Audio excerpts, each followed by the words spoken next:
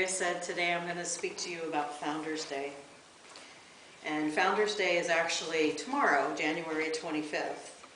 And it marks the establishment of the Children's Progressive Lyceum by Andrew Jackson Davis in New York City in 1863. On this day, spiritualists often celebrate additional spiritualists and other religious movement founders having an affinity with modern spiritualism. We honor Andrew Jackson Davis, the founder of the first Children's Progressive Lyceum in Dodsworth Hall in New York City. That particular date has been recognized, as I said, as Founders Day, and spiritualists proclaim that the foundation of spiritualism rests for the most part upon the philosophy of Davis. Davis received his revelations from spirit world while in trance. The full genius of Andrew Jackson Davis has not yet been appreciated by the world. It remains for the present-day spiritualist to study his writings and seek to emulate the works of this remarkable latter-day seer and prophet. In so doing, the world may continue to benefit from his revelations, and I know we do have some works written by him in our library. Jackson's obscure birth and the circumstances of his early life are in majestic keeping with many of the great religious persons before Davis's time, who are also considered founders. For example, we are reminded of the advent of Christianity and of other world-renowned systems of religion.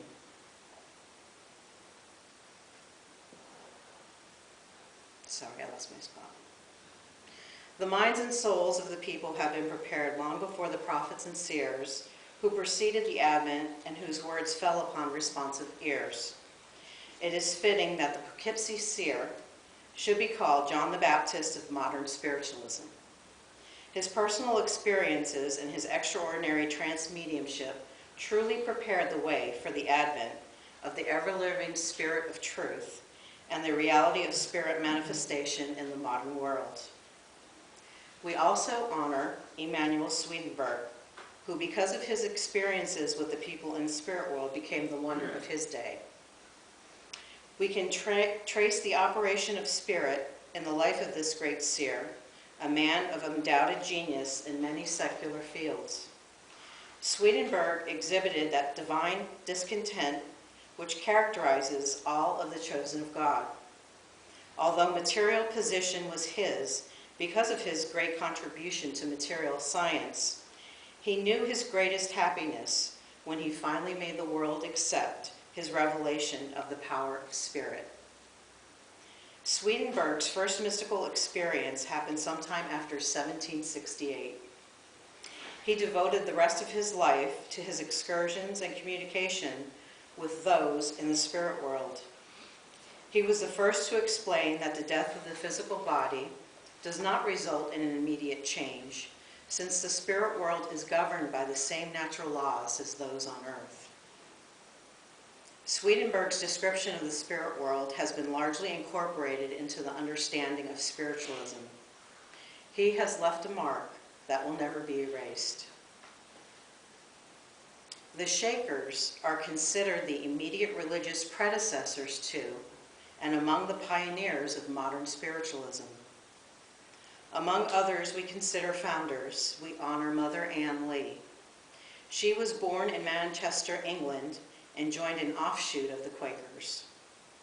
The group she eventually led was influenced by the French Camisards, French prophets who had fled to England in the early 1800s to escape persecution. They became known as the Shaking Quakers, or Shakers. A Shaker's history finds these words from the Book of Testimonies.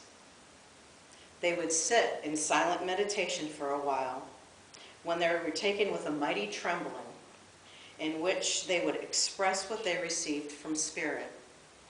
At other times, they were affected under the power of God with a mighty shaking, and were occasionally exercised in singing, shouting, or walking and dancing on the floor under the influence of spiritual signs, or swiftly passing and repassing each other like clouds agitated by a mighty wind. Eventually, in 1774, Mother Ann and 7 of her followers sailed to New York, hoping to find religious tolerance. The group eventually settled in communities north of New York City, throughout New England, and other states, settling as far west as Kentucky. Mother Ann was often arrested and tortured. In August of 1784, she was beaten and dragged over a rough road by a wagon.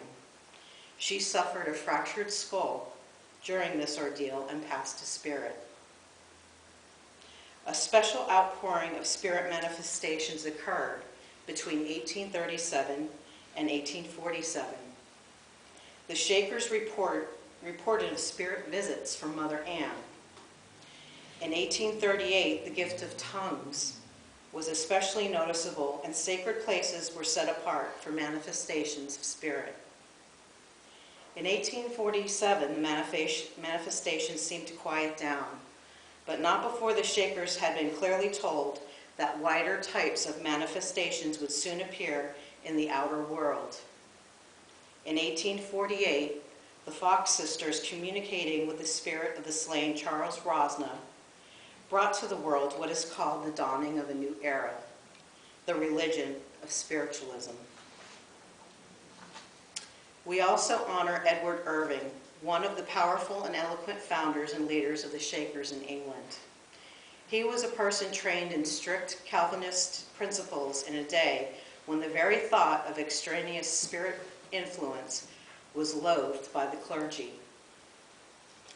Yet he could not contain spirit. It broke through, and he brought the understanding to the phenomena of mediumship, and the voices of angels were heard in the land. The spirit manifestations of Edward Irving from 1830 to 1833, and other Shakers from 1837 to 1844 mentioned earlier, paved the way for the Hydesville manifestations.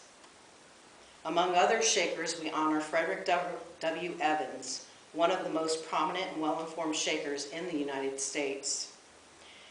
There were some 60 well-established groups of Shakers in the United States before the advent of modern spiritualism.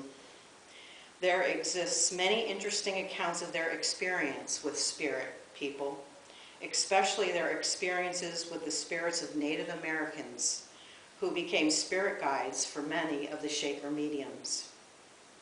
Today, there is just one Shaker community left in Sabbath Day Lake, Maine. Many of the other Shaker communities are now museums or historic sites. Other religious movements. We honor George Fox, the founder of the Earnest and Progressive Society of Friends, the Quakers, in England. His great work spread throughout the world, which continues to grow in strength and influence. Although changed in some ways, it continues today. We honor Joseph Smith, the founder and prophet of the Mormon Church. His first vision was at Palmyra, New York, just a few years before and a few miles distant from the home of the Fox family. In this manner, the group was prepared, and the minds of the people were made ready for the great advent of the knowledge of continuous life. This was the world-shattering pronouncement that would spell the end of materialism. We are souls with bodies. We are spirit now, as we shall be through every changing circumstance. Spiritualism is founded upon tolerance and the understanding that the power of God is present in every generation, and that the voices of angels fall responsively upon the receptive ears of the awakened prophets. The spiritualist knows that there are greater revelations yet to be enjoyed by everyone. The alertness of this expectancy, the seer of today, is the harbinger of light tomorrow. John the Baptist was not a Christian when he was a voice crying in the wilderness. Yet he is honored by all succeeding generations of Christians as the harbinger of Jesus of Nazareth.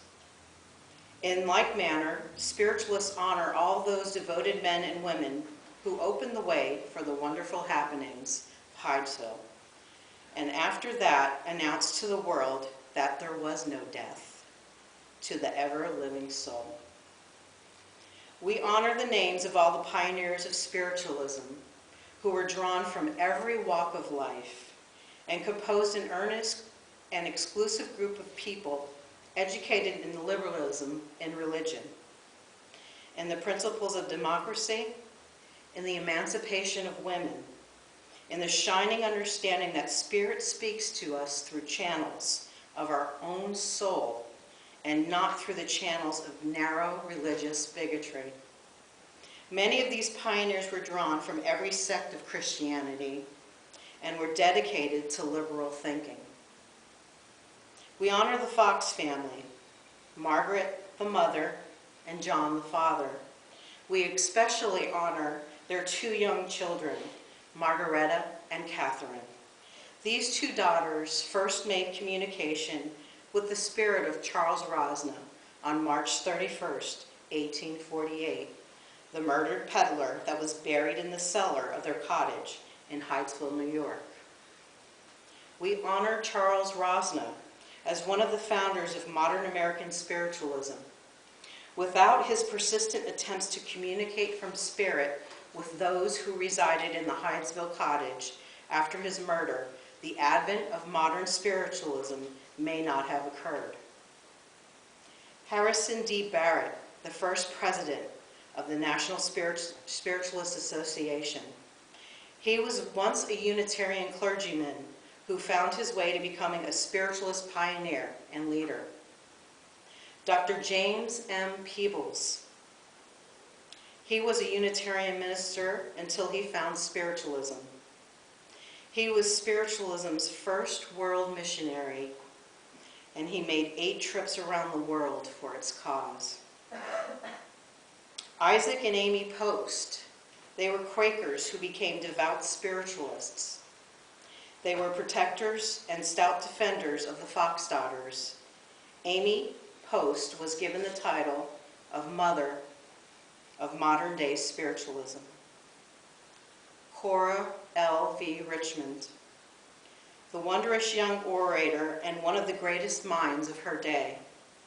It was her exemplary trance mediumship that so greatly influenced the delegates at the Constitutional Convention of the Nationalist Spiritualist Association in 1893.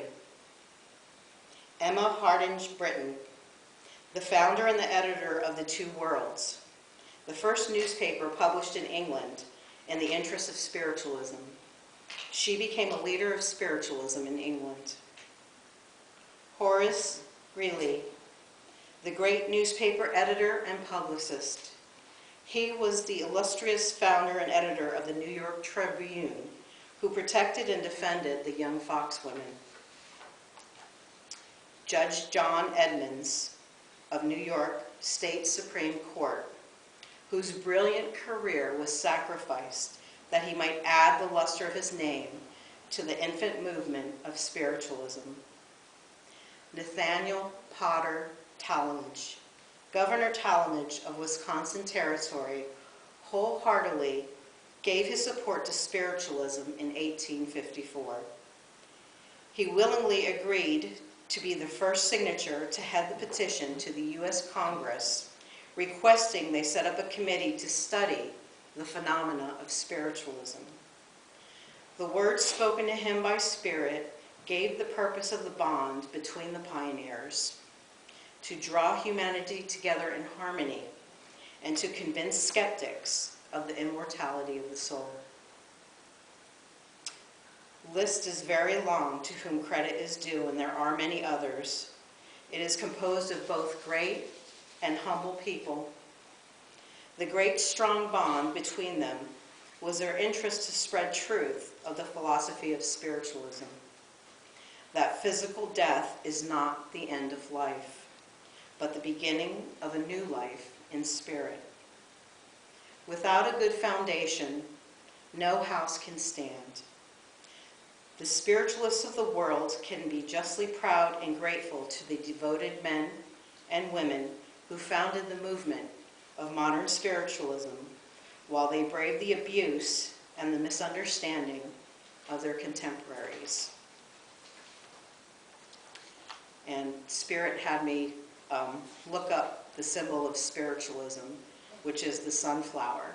And I'm just going to read you kind of the history of that as well today. It is unknown as to who first suggested the sunflower as a suitable emblem of modern spiritualism. However, we do know that for centuries, long before the Christian era, the sunflower was regarded as the emblem of truth and constancy. Since the days of mythological fables, the sunflower has been a favorite emblem of constancy. From the sunflower, the bright color yellow also became among the ancients the symbol of truth and constancy. For this very reason, it was adopted by the women reformers of the 1800s. The adoption of the sunflower has been the emblem of spiritualism at least since 1892. The Spiritualists at the Cassadaga Lake Free Association, which is Lilydale, adopted the sunflower as its seal, as shown in its constitution and bylaws developed in 1892 and adopted in 1893. In 1928, the sunflower was adopted as the official badge of the International Spiritualism at the Conference for the International Federation of Spiritualism. And Spiritualism's motto is, as the sunflower turns its face to the light of the sun, so let spiritualism turn the face of humanity to the light of truth.